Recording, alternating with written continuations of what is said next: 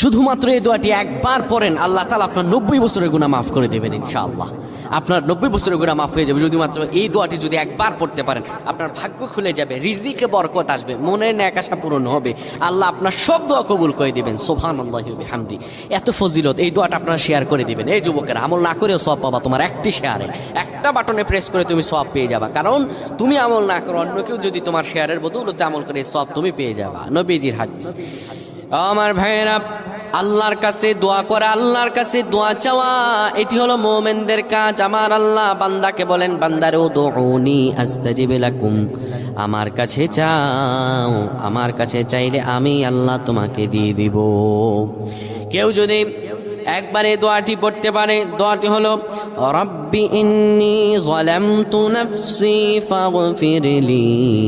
কেউ যদি এই দোয়াটা একবার পড়তে পারে, আমার আল্লাহ তাআলা তার